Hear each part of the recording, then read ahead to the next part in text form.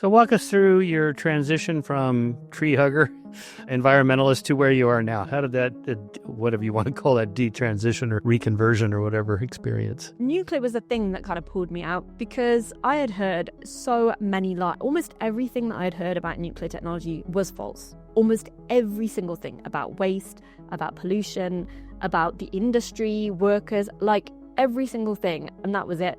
Penny drop. I thought, if they're lying to me about this, what else are they lying about? It sounds absurd, but I mean, Thomas Malthus was saying this way back when, wasn't he? And he was literally writing kind of academic papers that people took very seriously, saying, we need disease to wipe people out. It will be a good thing if that happens. We will not be able to save people. There will be famine. And this is actually where the roots of environmentalism come from, which is why there's that kind of misanthropic thread through a traditional movement. You grow up with this idea that the good people are the environmental activists. And I suddenly went, these are not the good guys. These are not the good guys at all.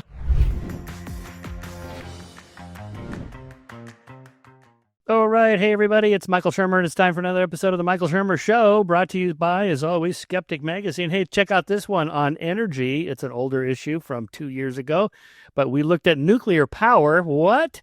Well, that's what my guest is all about today. She is Zion Lights. Yes, you read that. You heard that right. Zion Lights. She is a science communicator who has challenged environmental orthodoxies and helped reshape modern energy discourse.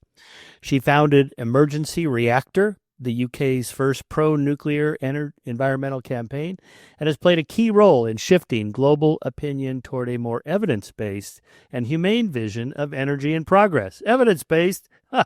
Oh, wow. Okay, there's an idea. As a former editor and spokesperson for Extinction Rebellion, okay, there's a story there. She pushed, those are the people that block highways and put pea soup on on ancient or expensive pieces of art. Anyway, she pushed for scientific clarity inside the climate movement, speaking publicly, writing widely, and launching The Hourglass, the first dedicated climate reporting newspaper of its kind.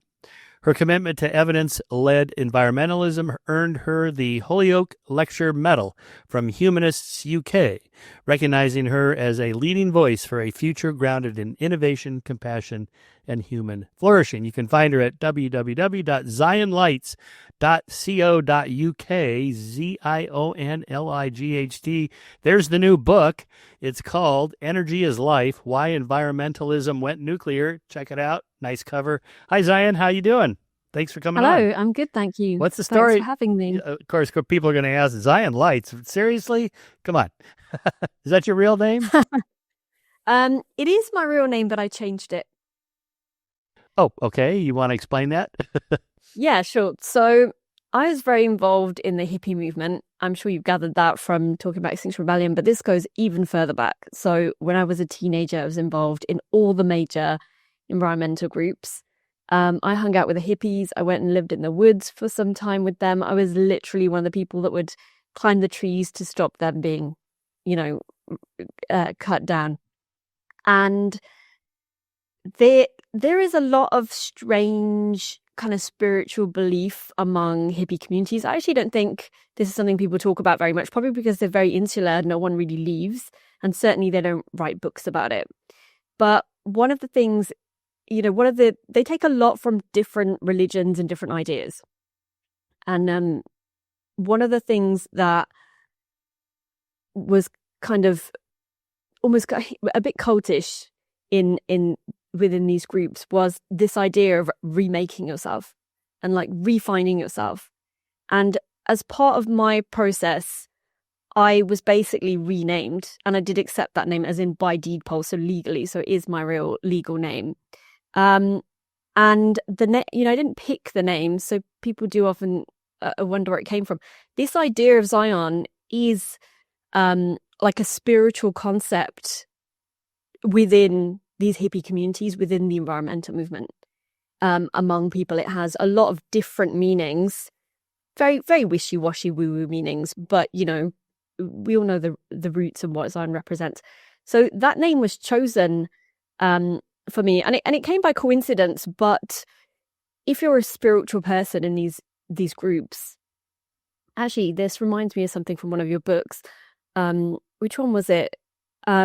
there's a book where you talk about you were trying to fix a device for your wife so that she could hear some old recordings. And I think it was something like you were getting married at a really important moment and suddenly it started playing.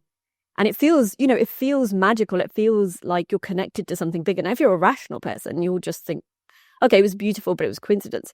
So for me, what happened was I had this kind of naming day ceremony, and the name, I hadn't picked a name. It was up to my community. And these two people both said that they'd heard this name in their dreams, the name Zion Lights. And so I just said, okay, fine. And I went with it. Thinking, I'm 19 years old, who cares? It's never going to matter, which obviously didn't know that I'd end up having a public profile and people would ask me about it and then it would actually matter quite a lot. But that's where it comes from. It comes from very deep roots within these movements. So you were sort of the Greta Thunberg of your time. Yeah, well, before she became a public figure, I was doing all that stuff, and I was arrested. I was arrested multiple times, protesting tar sands, protesting a coal-fired power station. Yeah, I was very young, but I was very deeply involved. It was my entire identity. Let's put it like that. For other people, where religion might be their identity, I'd kind of rebuffed religion, been surrounded by religion growing up, but I'd kind of gone, that's not for me, that doesn't make sense, and then gone into this movement, which in a way is like a type of religion, in a way. So it is a kind of a religion, absolutely. It's kind of replacing the old religion, but not really replacing. It just has characteristics similar to religion. When you were arrested, did that feel like a badge of honor? I was so applauded for doing that yes, it did. But also for myself, I felt like I was, making a difference, which thinking back now, I don't think I was. But at the time, I felt like I was really actually doing something, not just sitting around having the philosophical conversations, but going out and, putting my body on the line is how we phrased it in civil disobedience. I felt like I was becoming, part of a longer history of people making a stance on these issues. When you're up in the trees and then they don't cut down the tree because there you are, or you're doing the pea soup on the painting, or you're lying across the highway, what are you thinking? Like, this will really convince people once and for all to drop oil as a fuel and to stop coal burning plants or whatever? I mean, is it strategically thought out?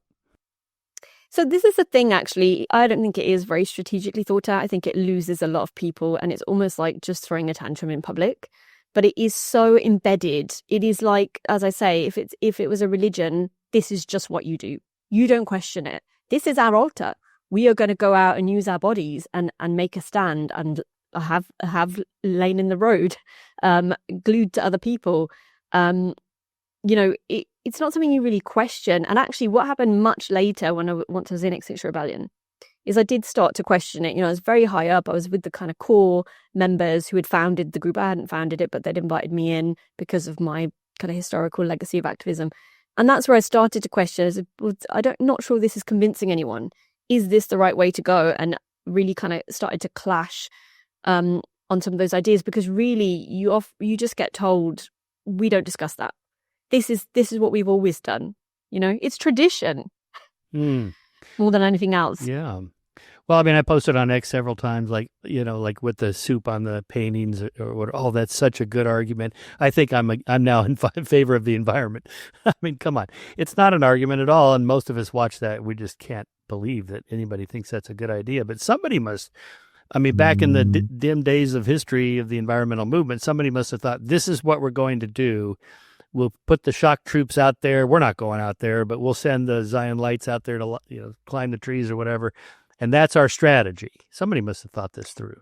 It's a bit more sinister than that as well, because, it comes from, the funny thing is, the environmental movement takes a lot of, it looks at research. We looked at research, and we looked at what had been successful in civil disobedience movements. And so that's where we got the idea of blocking roads. It was actually looking at things like, what did Martin Luther King do, And so the strategy in Extinction Rebellion was, and I got this from the founders who'd come up with the idea before I'd come along. They said it was to get so many people arrested that it would fill the jails and it would cause civilizational collapse. I know it sounds ridiculous, but this was their strategy. They had thought this out. And that would mean a political revolution, which is what they really wanted. Again, it took me a long time, I'll be honest, to really realize that's what they wanted, is political revolution, overthrow everything. We don't live the lifestyles they believe we should be living, and it all has to go. I was genuinely doing these things because I care about doing something for climate change, trying to draw attention to it, trying to get people towards solutions. And it took me a while to realize that actually what I want clashes with what you're saying, what you're marketing the movement as, which is a climate change movement, which is not, but it's actually not what it is at all. If it was, they would have allowed me to talk about nuclear technology, for example, but they did not. I see. So the idea of we just need to reduce the parts per million of CO2 gases from 350 to 250 and that'll do it. That's not really what's going on here. It's really a larger worldview. It's kind of convoluted. It's kind of more like, we caused this problem because we live these lavish lifestyles. Therefore, the lifestyle is wrong. We went wrong, and we should go back to living on the land because that's when everybody was happy. That was the perfect time. It's the naturalistic fallacy. Mm-hmm. I mean, do they actually think that the world's population is going to go from 8 billion down to, 8 million or something, whatever would be sustainable based on land use alone? It sounds absurd, but I mean, Thomas Malthus was saying this, way back when, wasn't he? And he was literally writing kind of academic papers that people took very seriously, saying, we need disease to wipe people out. It will be a good thing if that happens. We will not be able to sustain people. There will be famine. And then many years later in the 1970s, you had Paul Ehrlich come along, an academic, picked up on these ideas and really pushed that Malthusian view in his book, The Population Bomb, again saying there will be famine, we won't be able to feed enough people, we need to bring the numbers down. It's very sinister and actually led to millions of sterilizations in countries like India because they were so afraid of this idea of, overpopulation is going to destroy the planet.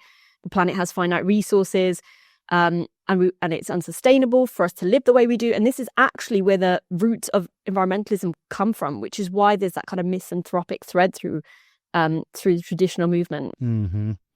Yeah. So, I mean, so it's anti-capitalist, it's anti-growth, it's anti-people, really. I mean, it's people are the problem, not cows or deer or whatever in terms of population. Yeah. And like I say, it took me a long time to realize that, because when I was in the groups, I would often say, well, shouldn't we be talking about energy poverty? Shouldn't we be talking about, human rights and things like that? And they would say, no, that doesn't matter. We care about the environment, but it's an odd thing, because I think, well, humans are part of the environment, humans are part of nature, but I'd just be shut down. You couldn't discuss that. So it's difficult when that's kind of your tribe and the people you spend your time with, and you can't develop your thoughts because you can't have the discussions. And the same thing would happen with nuclear. I try and raise it, I go into this in the book. I try and just as a question, and I just get shut down. Zion, why are you talking about nuclear? Who's got to you? That's literally how I'd be spoken to. So I think, okay, I won't raise that issue again. Eventually managed to obviously separate out my thinking, but it takes a long time. It is a very much like a religious group when you're in these movements in many ways. Well, let's put a point on why they're wrong. Why was Malthus wrong? Why was Paul Ehrlich wrong? And in short, it's because humans are not cattle. We actually solve problems using our brains. Yeah. And so Norman Borlaug, for example, came along not that long after Ehrlich and solved the hunger problem of, just improving, wheat production, agriculture production, and so forth. And we've continued to do that such that we can feed most of the 8 billion. I mean, the problem now seems to be more political, the corrupt governments of these starving, poor third world countries. That's the problem. And now it's looking more and more like the population dearth is coming. I just had a podcast guest on. His book is The End of the, let's see, what is it? After the Spike. The spike being around 10 billion around 2050, 2060, and then it's going to go down to around 8 billion where we are now by 2100, and then keep right on going, 6 billion, 4 billion, 2 billion. And there doesn't seem to be much governments can do about this. Elon's been calling the alarm on this.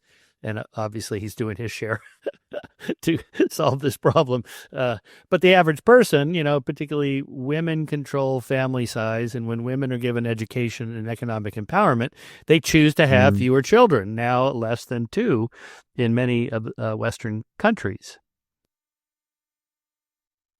Yeah, and we haven't resolved that. We don't know how to resolve that. But it's funny because what's actually happening, underpopulation, let's call it, is the opposite of what all that moral panic was about. And I actually don't see the same level of moral panic about underpopulation as there was about overpopulation, even though that was such a flawed theory. It's far more worrying if you think about aging populations and there being a dearth of people to support them. We're already seeing this happen in, Japan and South Korea, and they're actually using more kind of robotics and AI to provide that support and care for older populations because they don't have enough young people. And that's something they're already seeing, and we're all following that curve. But you really don't get very much panic. I'm not saying that people should panic about it, but I think it's interesting because this is a real risk. This is something that we really see happening, but it doesn't have that same effect on people that the overpopulation narrative did. Yeah, I'm slightly worried about that, because I'm on Social Security and Medicare, Medicaid, and all that good stuff at age 71. And there was an article yesterday or a couple of days ago about the whole thing is going to be bankrupt in 6 years. Of course, I've been hearing this for decades. So I trust the government will just print more money, which it usually does. But that's the United States. I mean, other countries like in Japan, I guess this is really going to be a serious problem. Why do you suppose the environmental movement doesn't take credit for this turnaround? That's funny, isn't it? I actually think a lot of the members of these groups don't know themselves that they are so anti-human and that their entire ideology is so anti-human. And if you prod them on it, they'll say, no, that's not true. Of course not. I care about my family and my friends. There just need to be fewer people.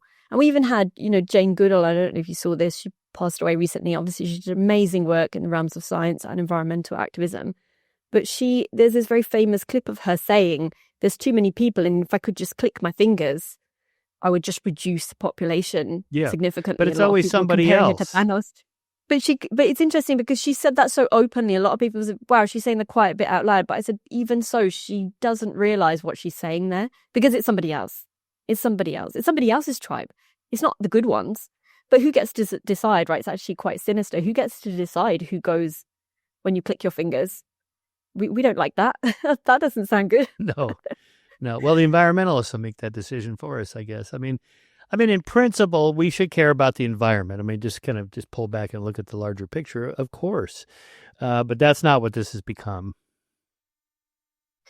No, and actually, I've made this point a lot that we, as environmentalists, we protested a lot of the things that would have achieved what we said we wanted. So nuclear's in there, gene editing's in there. We have protested so many solutions to climate change and other environmental issues, being able to feed a lot of people, being able to do it sustainably. And that, I think that's a very human thing. I don't think that's so unusual. People react with emotions, people believe convincing stories, and that's where all of those kind of beliefs amalgamated and became what is the modern kind of basis of belief for this movement. And because you can't question it, it's very hard to evolve that. It's very hard to evolve that or to challenge people to think differently. And so they just protest the same thing year in, year out. We're against fossil fuels, but we're gonna also protest nuclear, We'll get to the nuclear in just a second, but on the food issue, yeah, there's something about food that's, again, it's religious-like. I mean, most religions have food taboos and rules and regulations about food. Even here locally in Santa Barbara, there's a Whole Foods here. And I know John Mackey, the founder of Whole Foods. He's a good friend, and I love Whole Foods. But it does feel almost like a religious experience going in there. The special non-GMO and organic and blah, all this stuff, and everybody's in there all masked up still, unbelievably. It feels like it's something special about food. It's all just part of the ideology. And I fell for this as well. I used to buy organic food. Again, you just follow the set of rules, something that I had to unpick separately, completely separate to the nuclear thing. Kind of why am I buying this really expensive food? Is it actually better? Maybe if you're growing it in your garden or you're buying it from a local farmer, maybe you could say that's a bit more sustainable for the land. You're putting money in someone's pocket. That's all good. But actually, if you look at what happened in, for example, Sri Lanka, where they decided to go organic overnight because they'd been listening to all this fear mongering from really big groups like Greenpeace saying, the fertilizers are killing you, and all this modern equipment is bad for you, and you don't want an industrial revolution, you don't want that to happen, that's a bad thing. They will argue that that's a bad thing, that India should never have had that. The consequence of them deciding to just quit that fertilizer overnight, I mean, complete economic collapse that they still haven't recovered from. People plunged into poverty, farmers plunged into poverty, because the reason we use fertilizers and these tools that we've developed and machines is because it's very hard to grow enough food to feed people otherwise. I know that sounds really obvious, but it's obviously not obvious, because the government took that decision that, fine, we're going to stop importing them all. And they used to be, one of the biggest exporters of rice. That completely collapsed within a week. That had collapsed because they couldn't keep up with their quotas, because it's very hard to grow things organically. Actually, it's a nice hobby, but for an entire country to do it, well, we've got a case study there. It doesn't work. If it worked, we'd never have invented fertilizer in the first place. And I think only really if you've been a farmer and you've had to deal with pests, right, and insects on a large scale, can you really understand that and appreciate why we need these modern tools, and that living on the land isn't as easy and friendly as it might be made out to be by some of the people who push these narratives, particularly I think in the anti-GMO pro-organic faction, which is still a big part of the same kind of the ideology behind the environmental movement. I do a lot of public talks, so whenever I'm traveling, they always ask you, do you have any dietary restrictions or preferences? And I always say, I want extra gluten on all my food. I want only GMO foods and no organic, please, only inorganic. And people are like, what? Oh, I see. He's being sarcastic. Oh, really? And the same things happen with GMOs, right? With gene editing, that they turned it into this, this monster Frankenstein foods, Frankenfoods we used to call them. Again, this came from the big, well-funded NGOs. They were against this technology, and the world missed out because they were engineering a type of rice with high amounts of vitamin A in it, the golden rice, to be able to reach some of these regions where there's high numbers of blindness among children because they have a deficit of vitamin A. It is the easiest way to do it, is to put it in the rice, because a lot of them are rice farmers, so you can capitalize on that.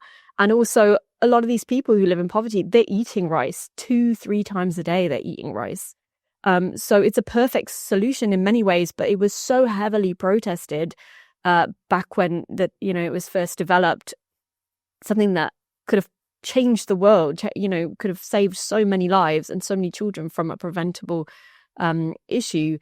And you had the environmentalists going down and slashing fields of GMOs and protesting it so heavily, they kind of scrapped the project, and they needed governments to agree to rolling it out. And by then it was such a controversial, kind of dirty topic, hasn't been revisited since. And yet that technology exists, and we should absolutely be using it and rolling it out. It makes complete sense. But then, I've had this argument within the movement, and people have said, oh, well, it would be better if they had food, different food sources. And again, it's just this kind of idealistic thing. Yeah, that would be lovely. But how are you going to get different food sources with enough vitamin A to these people? That's why they created this the golden rice, is a way around that, because it is not that easy. What are you going to fly a helicopter above these villages with fresh food every week, with sweet potatoes? It's not possible. If they could grow them, fine, but it's not possible. Yeah. The one area that troubles me is the factory farming in terms of how the animals are treated. So when I was writing the Moral Archive, my chapter on animal rights, I opened talking about the Galapagos Islands, where I've been to many times, and how they shot every goat on San Cristobal because of the invasion of the natural species there, the tortoises and the cactus and the sagebrush or whatever it was that the goats were eating, which is what the tortoises ate. And, so it was just decided, tortoises have been there 6 million years or whatever it is, and the goats have been there a century, so something's got to go. And they made the triage decision, the goats are going.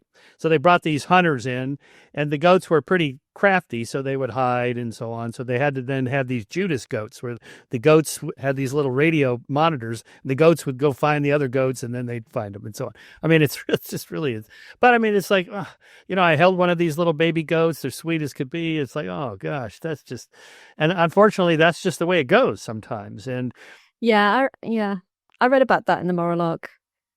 It's a difficult thing to grapple with, really, isn't it? I mean, we have to eat. We have to eat. We have to have an impact on the world around us. Like the extreme, we've a lot of us have fallen from the extreme that did come from the environmental movement, which is we're wasteful, we're bad, we cause, we reshape the world around us, we cause destitution on the extreme end, and I think the animal rights issue.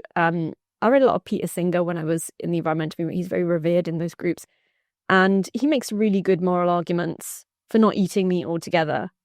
And then I think there's a middle ground, which is just treat animals better than we do, which is kind of bizarre that we don't, just because, the risk of disease and stuff is so much worse the way that they are often kept in slaughterhouses. And I thought you made that really clear as a debate, but I was kind of with you on the goats thing, because I understand why they did it, but that it's taking a lot of lives. And how much should we interfere is always going to be something that we're debating, I think, because everybody will land in a different place on that. What is your opinion of the synthetic meat or plant-based meat or the meat grown in the lab or whatever? I mean, like when I have the Impossible Burger at Islands over here, it isn't as good as the regular burger. And also it's full of chemicals and all this crap. But maybe if it was synthetic meat and it was actual meat, but grown in a lab and I couldn't tell the difference, maybe that's a solution. Are we anywhere near that? I'm all for it. Yeah. Yeah. And I think if people are happy to eat it, I don't think we should push it on people. We had some of that with the insect stuff. I don't know if you had that over there. That's just going to backfire. It doesn't matter that it's high in protein. That is going to backfire. Yeah. Don't put that in our food. But I think a lot of people are open to it, and that could be a good, I think it could be a good kind of direction to move in. But we'll see, because we had that with a huge surge of veganism and plant-based foods, and that's now on the tail end. That's dying down. A lot of those companies have gone bust. It turned out it was just a sort of temporary hype thing. A lot of people were giving up meat and have gone back to it, probably because we've been eating for a long time. We've been eating meat for a long time. It's hard to break these habits. So yeah, I think if the perfect solution almost is to have fake meat products that are convincing and that are not just, full of rubbish, like some of the stuff you get at the moment. You don't know what you're eating.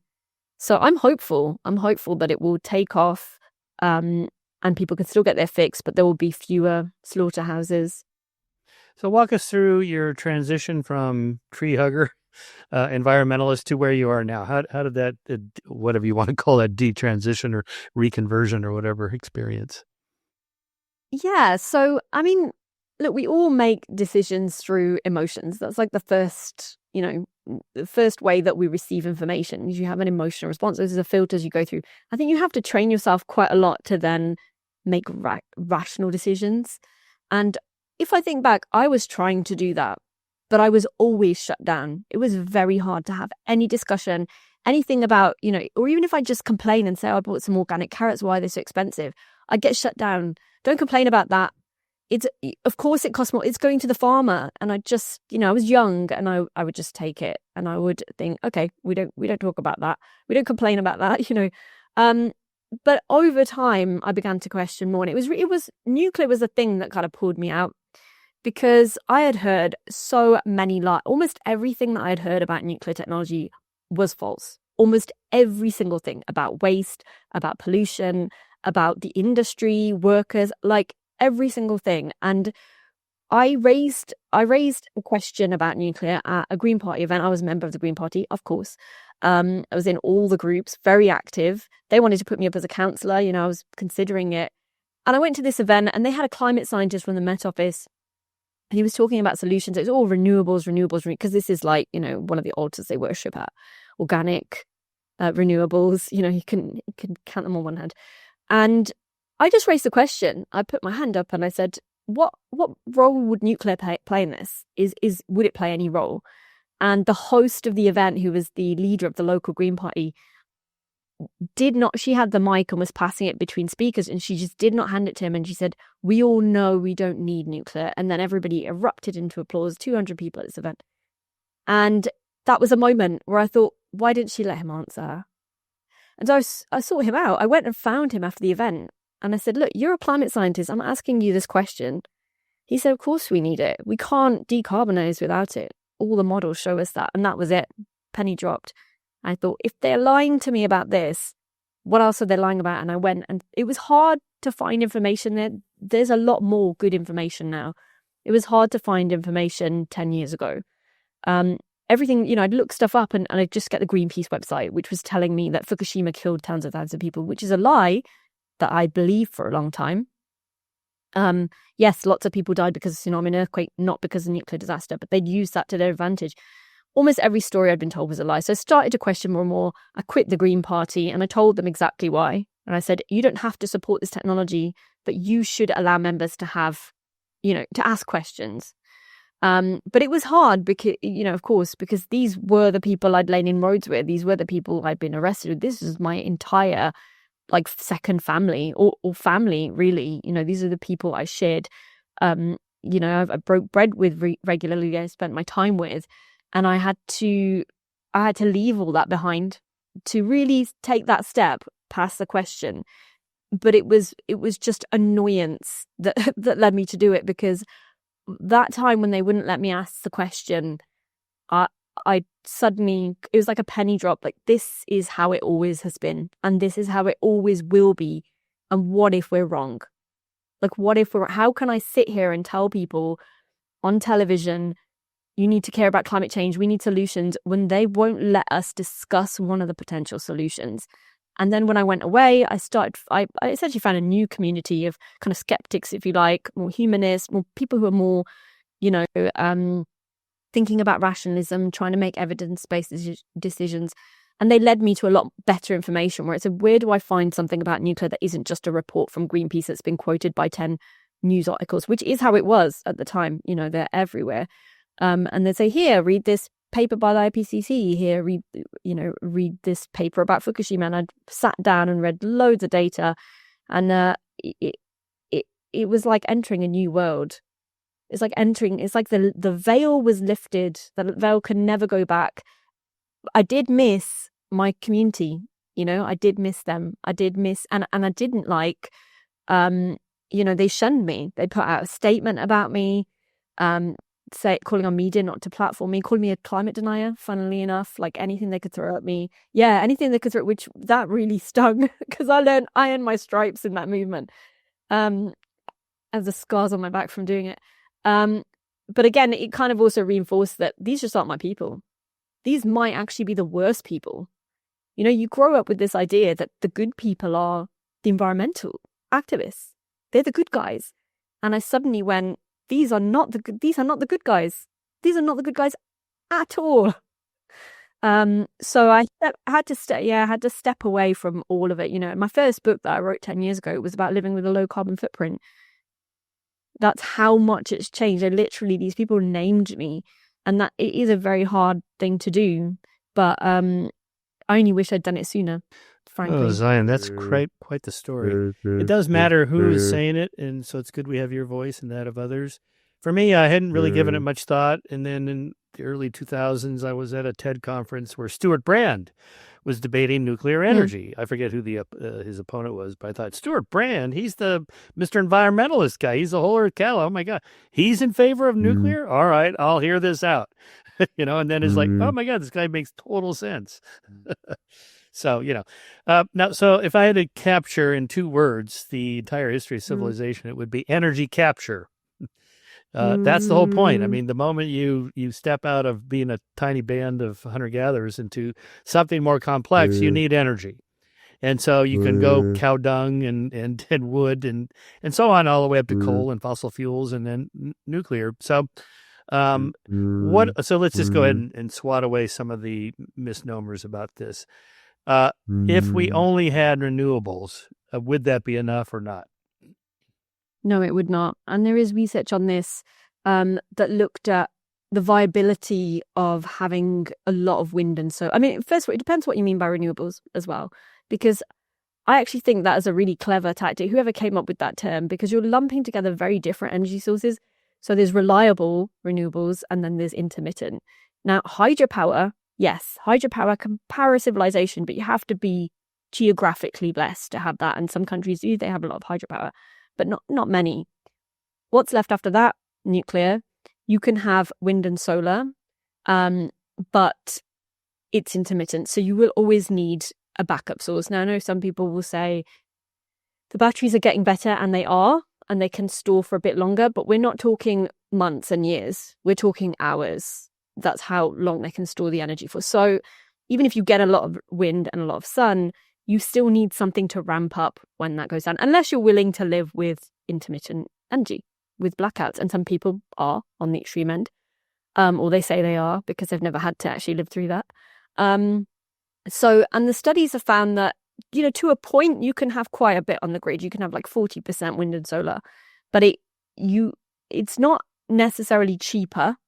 A lot of people will argue that it's cheaper because the upfront cost of the panels and the turbines is cheap. I mean, they're mostly made in China, so they would be, wouldn't they? But you do have to replace them every 25 years or so, something that you don't have to do with nuclear plants that will run 60 to 80 years. And you do have to create a new grid. And that's the actual really difficult bit. And we've seen, not work in countries like Germany, where they tried to transition to just wind and solar.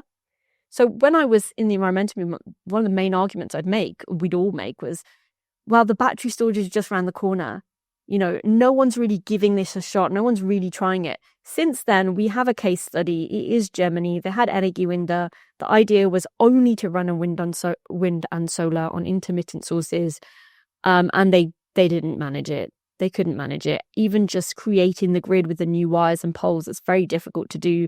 They had people protesting, not wanting them to run in their region. So then they'd have to pay more to have the wires go underground. And essentially, the reason you need such a wide grid is so that the idea is if it's sunny somewhere, it can be used somewhere else. It's actually a really difficult thing to do, and they didn't manage to do it. They had to reopen, so they'd shut their coal-fired power station, they shut the nuclear plants, and they had to reopen their coal stations and start mining the dirtiest coal, actually lignite, to keep the lights on. And funnily enough, when all that was happening, they were also importing electricity from France, which has a predominantly nuclear grid. So it doesn't. You can have a certain amount, but once you get past that, it becomes expensive. It's not viable. And often people will give the example of, well, I can have one on my house and it will run my EV and it will run my lighting. That's great, but that's not running an entire grid. We can't run a civilization like that. You can have one on your house. It will do exactly what you said. But it also, the more that we add them on houses, the more difficult it is to keep the grid from becoming fragile, because they're having to ramp up that gas or nuclear or whatever that's ready for when there's a dip in wind or sun. So it's just not as good a technology as people want it to be. It's very difficult to break the laws of physics on that. So you often hear, okay, pro-nuclear, Chernobyl, Fukushima, 3 Mile Island, the China syndrome, all that. Go ahead and take your swat at those. So the China syndrome, crazy story about the reactor going through the earth, but actually that had a really phenomenal effect on a lot of people. And not just that, but a lot of other pop culture, a lot of books, a lot of TV shows and films that are always kind of post-apocalyptic, nuclear apocalypse, disaster stories. And I think that was one of the main reasons that so many environmentalists were against it, is because they had a real fear of thinking that these disasters would be at that scale. But if you actually look at the three most, the biggest disasters, okay, 3 Mile Island, yes, mistakes were made, but no one was harmed by that. and they tightened regulations afterwards. Fukushima, they did make some mistakes. There are better reactor designs. There are better things that they could have done with defenses against tsunamis. And actually, it's been found in the literature that they were advised that when they chose to develop that reactor and that power plant. But even then, even though there was a tsunami and an earthquake, nobody died because of the Fukushima Daiichi power plant meltdown. That's a myth. The funny thing is, not funny, but tragic thing is that actually hundreds of people did die after it happened because there was such a wide parameter evacuated and there was so much panic. People didn't really know what was happening. They thought they were going to get, irradiated. There were all these fears, all these films coming back to them. So they got on the roads and they got into accidents. So several hundred people died because they were fleeing. And I often say this is a good example of where you can see that fear of nuclear energy is more harmful than nuclear energy itself, because they could have just stayed home. They could have stayed put. So Fukushima is massively overblown from what it actually was. And even so, even though, yes, they had to evacuate an area, actually they had waste casks on site that didn't even dent. So in a way, it's kind of, for a worst case scenario, it's pretty good. Like the outcome's pretty good that nobody died because of the meltdown. Chernobyl's a whole different story. You had people pushing a reactor that they shouldn't have been doing, pushing it to its limits. Why would you do that? Terrible thing to do. You had a poor reactor design in the first place. RBMK is known to be flawed. We don't build those anymore. And the few that are still existence in the Soviet Union have now been upgraded so that they have more safety mechanisms. So they can't explode the way that Chernobyl did. So that's another thing that was ignored. And then I think the most crucial thing is just the fact that obviously it was the Soviet Union, but they didn't tell people. And not telling people meant that, A, people weren't evacuated. People were actually going onto site to try and fix the problem, not realizing what had happened and being, exposed to high levels of radiation. But then they also weren't treated for it because there wasn't a transparency. This has happened. Go to the hospital and get treatment. You can get treatment for example, radiation poisoning. That just didn't happen. And you even had, other countries at the time kind of measuring radiation in the air. So this happened in Germany, and they were telling people, don't go outside. Don't pick veg from outside. It's all contaminated and it's not safe. Turned out not to be true, but they didn't know. That's how much the fear was, because they just didn't know what is the scale of this disaster. So it's almost, if you grew up on those films, the China syndrome, some people lived through that. For some people, it was very real, and we've seen the repercussions of what happened in Germany after that.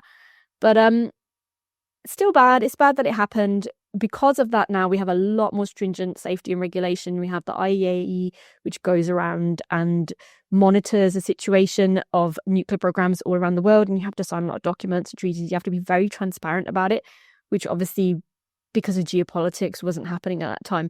So that's the very worst. That's the one where I say that is a real example that you could use. That, yeah, when this goes wrong, it goes wrong. But it can't go wrong like that again because we don't build those reactors. We do have a lot of monitoring now that wasn't happening at that time, and protocols for if it does happen, what you immediately tell people in the area, and also evacuate safely and only within the parameter that you need to. We can measure all of that now and roll that out. But even then, if you actually look at the numbers, it's a little bit crude to do so, but I think it's important. A couple thousand people died because of that, right, at Chernobyl. If you look at hydropower, you're looking at tens of thousands of deaths from the Bankyo Dam disaster alone. Entire homes washed away, so displacement. And I think that's interesting because nobody talks about that. Like if you talk about nuclear, you'll get Fukushima, waste, Chernobyl. But it is because of those stories that we've heard for so long that have convinced us. It's a feeling more than anything. If you look at it rationally, we should be protesting hydropower because it's infinitely more dangerous. But we're not. People aren't. In fact, it's seen as, nice and friendly because it's water and it's natural and it's renewable. It's classed as renewable. But nothing is 100% safe. Nothing is zero risk. Yeah, there's something about nuclear energy that it's invisible. You can't see it or taste it or smell it. There's something kind of witchy about the whole thing in people's minds that's different than other threats. I think it's been presented that way for so long that, yeah, that's the way we now think about it. If you look right back at the beginning, the kind of advent of, Ernest Rutherford has split the atom and wow, are we going to have nuclear powered cars? There was a lot of hype about it. There was just excitement then. It was like a good witchy. Look at what we've done. Man has done this. We're going to change the world. And then you had a huge backlash, a couple of disasters, a huge backlash that we never really recovered from, at least not in the Western countries. We never really recovered from. And I think that's interesting because you don't see that backlash in the East where they don't have the environmental movements active. Yeah, that relative risk. I mean, after 9/11, there was an increase in deaths in automobile accidents when people drove from Boston to New York or vice versa rather than flying. We're not very good at risk assessment. I mean, I often say this to people that you're in far more danger getting in a car, but you're not going to think about that. Exactly. You're going to worry about a nuclear plant that's, 40 miles away. Okay, then the other, what about the waste? How good is the technology for storing waste or getting rid of it or preventing it from contaminating our... So first of all, there's very little waste. There's a really good infographic on this. It shows how much waste exists in the world, and it's a small building on a football field. That's it. So there's not, we don't produce a lot of waste. A lot of the waste is low level and medium level waste. So it's the same stuff you produce from nuclear medicine, like the gloves that you wear, the implements that you use. These can be cleaned. It's completely fine. It's the high level waste that we worry about. And we store that in these casks with lots of different layers, protects you from the radiation. I've been up to one of these casks and hugged them. Huge things. It's not something that you need to worry about. And they're actually tested. I gave the example of they had them on site at Fukushima. They often do just have them on site at the power plants because why not? It's not harming anyone. But these things, if you go into YouTube and you put a nuclear cask test, they have flown small missiles and planes into these casks to test them. These were tests back in the 70s when they were designed, and they don't even dent. Wow. They don't even dent. They're almost over the top how much we're protected from the tiny amount of waste inside. This is the counter the argument that terrorists will do something bad. Exactly. And it's interesting, that argument, because it's something that's never happened. So again, it's another convincing story that we still think this could happen. It's just not that easy, guys. It would be easier to go and mine uranium somewhere than to try and get it out of these casks, which are also kept in really high level security rooms. It's very difficult to get access when I wanted to. I had to fill out lots of paperwork, and they had to buzz me in from someone from a different location, buzzed me in through these doors. It was all building up to something very anticlimactic. Then I walked in this room and there was just these huge casks, and I thought, even with a machine, I couldn't break through these. There's nothing, this is what I was worried about all those years. I really believed the myth, and I think a lot of people still do. Now, the long-term storage solution is to just put them back underground at a depth from which the material was mined. They are doing this in some countries. So you've got Sweden, Finland, as well, building underground depositories. They're called deep geological repositories. And they're just like big caverns underground. You put the casks down there and they can just stay there forever. Obviously, they quickly lose their radioactivity because of the half-life of radiation. So they're not really, really radioactive for a long time. But it's a nice solution for people who worry about, some people will say, well, what about in 1,000 years? Okay, fine. Maybe the casks in 1,000 years might not be as robust. Mm-hmm. Let's put them back underground. Mm-hmm. It's not going to harm anyone. People do have a hard time thinking long-term. Stuart Brand started that Long Now Foundation where they're building that clock. I think it's in Texas that ticks for 10,000 years. I think that's a cool idea. But yeah, in general, people are subject to the negativity bias where losses hurt twice as much as gains feel good. We have far more words for negative emotions than positive emotions. We remember things that are negative. We forget all the good things that happen. If you ask people, how could your life get better in the next week or so? Well, just that little bit of it. But how could your life go south in the next week? Oh, well, this could happen and this could happen. So, there is that bias that's just there that, that nuclear power is subject to. And then also the kind of the runaway effect of what could happen versus what actually happens in the case of, as you pointed out, with Chernobyl and Fukushima. Even Chernobyl, can't you go there now? And the environment has kind of come roaring back and animals have taken over. And people have moved back into some of the zones. Animals have completely taken over. There's even I was reading about a rare species of horse Right. Peruski's horse, I Yes. think you pronounce Right. I it. saw that. We thought we'd lost it, and it turns out they're thriving in this humanless region. And I did see there's an ecologist called Jim Beasley who said, actually, this makes me think that humans are the more harmful aspect to nature, because once you've taken them out the equation, there's only a few people living there. All of this wildlife has come back. Interesting because we think of it as like some barren wasteland, but actually we've just created a nature reserve, a very effective nature reserve. Same thing with the demilitarized zone between North and South Korea. It's apparently quite the environmental zone.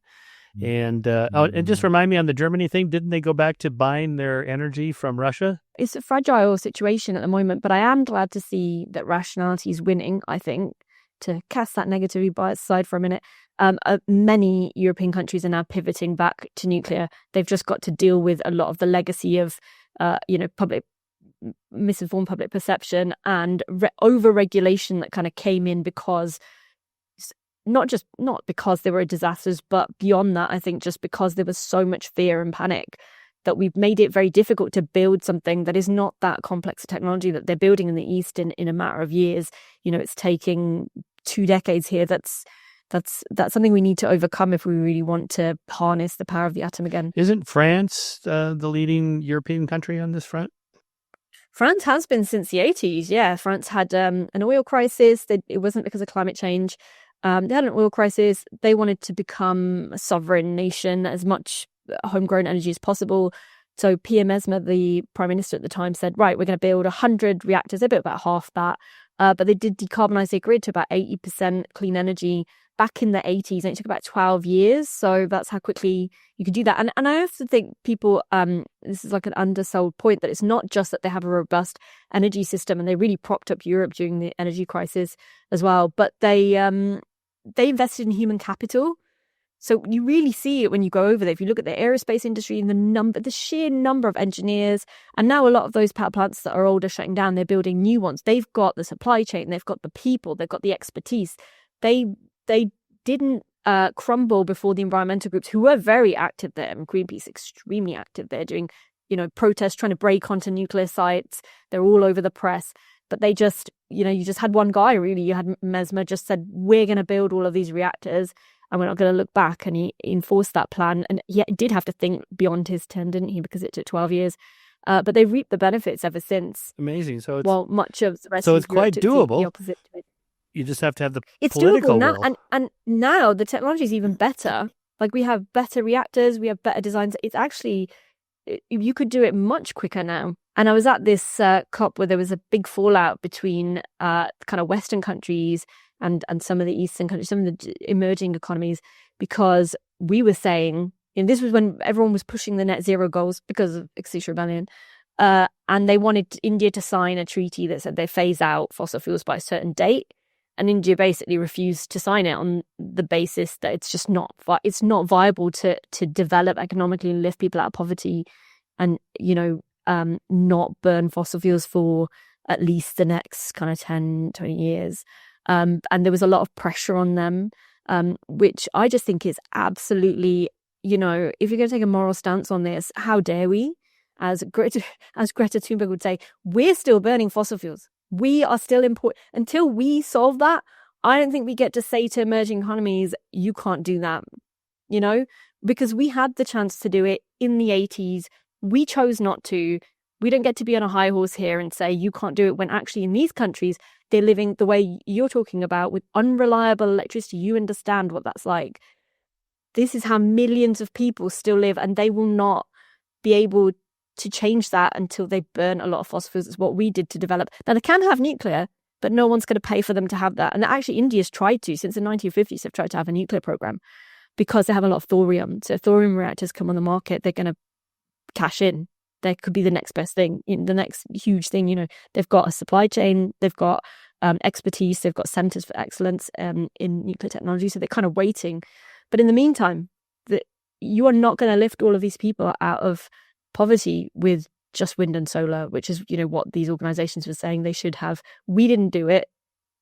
No industrial revolution is going to happen with just wind and solar. It just does not work with the laws of physics. No matter how good the battery storage becomes, and the more you need of it, the more you need to pay for it, and the more expensive it becomes as well. So, I think, I wrote this book because I felt like we don't hear those voices, the people who are living with energy scarcity, which is how most of humankind did live for a long time. We don't get to hear those voices because they don't have access to the internet and cameras and phones and things that, allow us to have voices on this stage. A lot of these people don't. My parents certainly didn't in their generation. You don't hear about them growing up in energy scarcity, but we should, because, as you say, our negativity bias makes us think everything's bad around us. But try living without lighting for a day. Try going outside after dark when it's pitch black, or when it's cold and you have no heating, or when it's too hot and you have no aircon, and all of the little things that we are so accustomed to because we're lucky and we live with abundance, essentially. We live with energy abundance. While millions of people in the world don't, and we still need to overcome that. And I think, there's a danger where we're kind of trying to lecture other countries now because of climate change. Mm-hmm. Well, there you're getting that limousine liberal effect, where you have these fairly well-off people, scolding the third world nation from not trying to be is going through an industrial revolution. Well, so the solution really is just to, kind of rocket through the industrial revolution, skip the dirty energy use stage, and just get straight to nuclear. I mean, there's countries where they skip the whole landline and just went straight to cell phones because, why do you need landlines? and that changed so many lives. Having an access to a phone has changed so many lives. I think AI will do that as well increasingly. Just having access to things that they didn't have, whether it's education or healthcare tools or voice software, that, that's something that you can use if you're not a literate person, that will change your life. I think there's so many good things that come out of these technologies, and we only focus on the bad, and we only focus on the, we hone in on. So at the moment, when you think of AI, or when most people think of AI here, we're just thinking of LLMs, language models, or, it's making art. This technology is so much more than that. If it's translating languages that are falling out of use in communities where they need to know how to prevent tuberculosis, right? This is a real thing. With people creating apps that you can then use with voice recognition software, it will recognize the language because they programmed it to, which that language is just falling out of use. So there aren't even a lot of translators. The AI will do that for you, and then will just tell you very basic things like, wash your hands, watch out for these symptoms, here's what you can do, here's how you can try and get medical help, here's how you can stop the spread of this disease, which actually has a lot of stigma as well, so people don't tend to get help for it.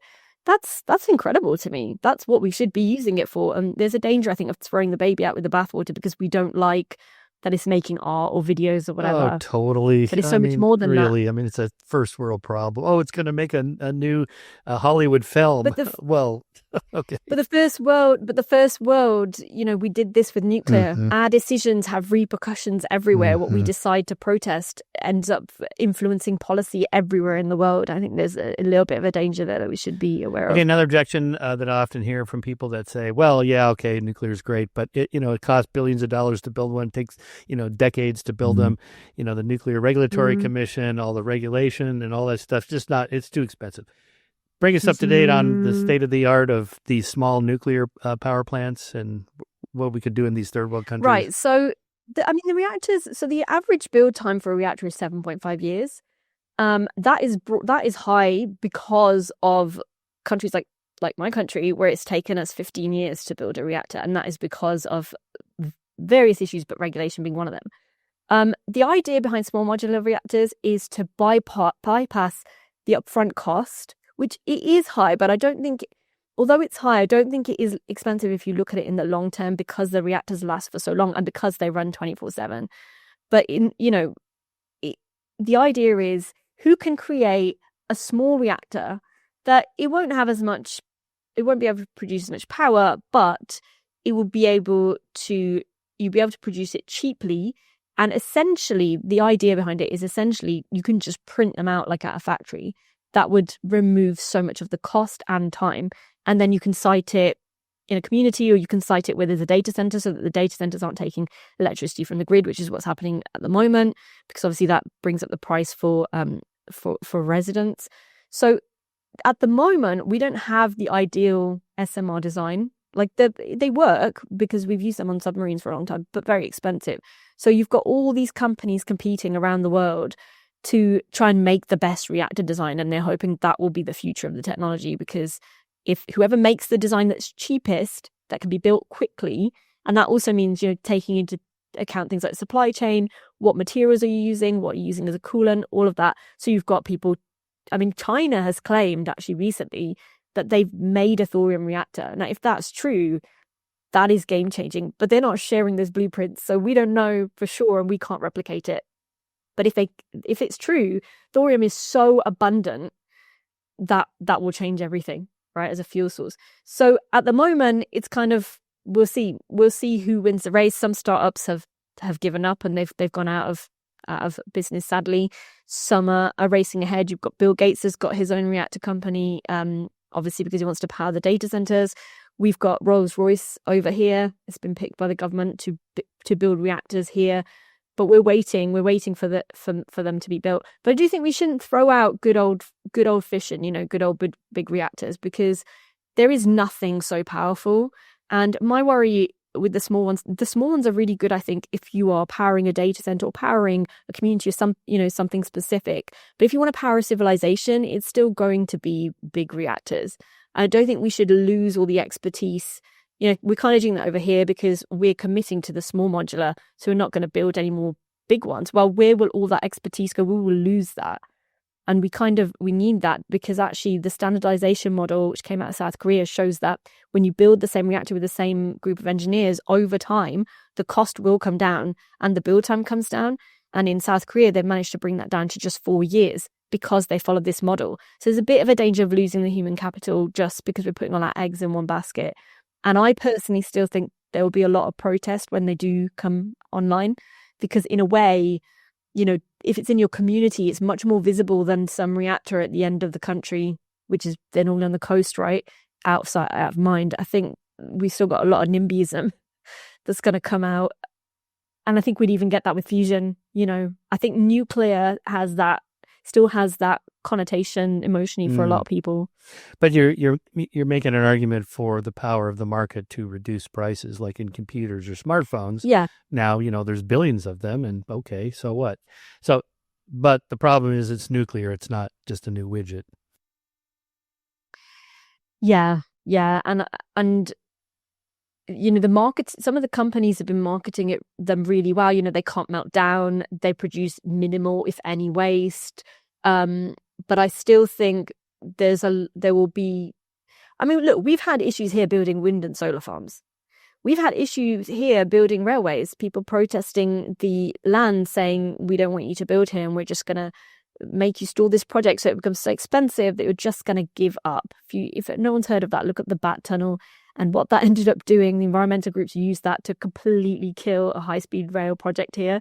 So I don't see why SMRs would be exempt from that. I think a lot needs to change before we can really power ahead.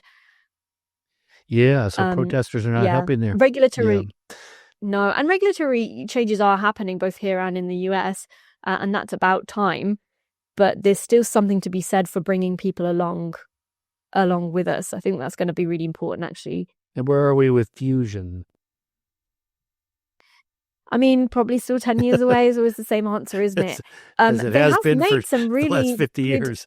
Incremental progress. Yeah, but they're nowhere. And even once it's achieved, I mean, you want to talk about being expensive. Mm-hmm. It's just, yeah, I'm not super hopeful for fusion. I think it'd be amazing to have that one day. But we shouldn't. We should definitely invest in it, but let's not assume that that's the energy of the future. And to be honest, fission can do now what people imagine fusion can do, and we can see that from looking at France or any country that's added a lot of nuclear fission to its grid. Clean, limitless energy source. We kind of have that. We have that. We just chose to pivot away from it. Remember the cold fusion debacle in 1989 when Pons and Fleischmann held their press conference? That's a lesson in the history of science. Do not hold the press conference before your experiment's been replicated. Right. Yeah. It's good to get excited about new technologies, though. Yeah. I think that's good. I personally think the future of energy would be a combination of large reactors and then small reactors, which also they're really useful for regions where, you can't get to areas, you can't set anything up there because they're far from the power grid or whatever. There's lots of areas in the world where that they could really benefit those communities as well. Maybe even where you live from the problems you're having. Just have a mini reactor there, power your community, cheap electricity, minimum maintenance, lasts for a long time. So I'm hopeful. I'm hopeful about all of that technology that will be coming in that will be in the next 10 years. All right, let's wrap it up there. Are you hopeful for the future? Kind of looking out centuries hence. I am. I think that actually, I think it's been a turning of the tide, that it's not just me questioning these things. It's a lot of people at this similar sort of time, the last few years, started questioning not just about nuclear technology or specific technologies, but the idea of energy scarcity, which is something that I think we all kind of to some degree have felt like, oh, I shouldn't be wasteful. I shouldn't leave the light on. Those are the messages that I grew up with, even outside the environmental movement. I remember adverts on TV. Don't leave the light on when you leave the room. Don't be wasteful about, actually doing these things great might make you feel good, but it is not going to solve the bigger issues. It's not going to tackle air pollution. It's not going to tackle climate change. Essentially, even if we all do these things, it's not going to. The only thing that's going to is pivoting towards clean energy, and it is happening now. Even if we erred and we lost our way a little bit. Obviously, like I said, South Korea, China's building so many reactors, hundreds of reactors. A lot of the East already kind of soaring ahead, and now the West is picking up. So you've even got Poland, who always relied heavily on coal. They've got a big nuclear program coming. So I think there's a lot of positive going on. And even Germany, the new Chancellor Merz, has come out and said we shouldn't have shut down those reactors. Nice. Which that was unthinkable a few years ago. Unthinkable. He would have been so attacked. Sad that we had to live through scarcity to realize that. But good that we have come out. I think we've come out the other side. I think more people are realizing, the history of civilization is the story of increasing energy capture per person. That has never changed. That's probably never going to change. No. And if we have some incredible scientific discovery around the corner, imagine if, some incredible thing we can't power it because we champion scarcity over abundance. Yeah. So I'm hopeful that there's a lot more talk about abundance now. It's not just like a fringe or controversial thing, and that we can start thinking about taking everyone with us as well, so that, the world's poorest people, we completely neglected them in the environmental movement because of that misanthropic layer. I know, it's terrible. But there's so I mean, and that's why I wrote this book, essentially, is to kind of platform some of those voices and just help people consider what would life actually be like if we live with scarcity. Actually, nobody wants to live like that. That is the privilege of living with abundance that makes you think that scarcity could possibly be a good thing and romanticize it. So I'm hopeful that seeing the conversations change and seeing the policy changes that are coming out of that is actually a really, really good thing, because what it shows is we're finally overcoming years of emotions and scary stories, finally overcoming that with some rational, reasonable, evidence-based decisions. And what more can you want, really? That's what I would like to be the way that we make all of our decisions. I love this picture you have in there, a nice little picture there of AOC's Met Gala dress that you put as, build nuclear. Yeah, I mean, it really does come down to that fundamental worldview difference of, are you looking to the future and we're going to lift everybody out of poverty and nuclear is our way to do that, one way to do that? Or are we all going to go back to living as hunter-gatherers? Okay, we're not going back. It's not going to happen. So move forward with better technology. Zion Lights, Energy is Life. There it is. Thank you for your work. Thank you for your new book. Thanks for coming on. There we go. All right. Nice to talk to you.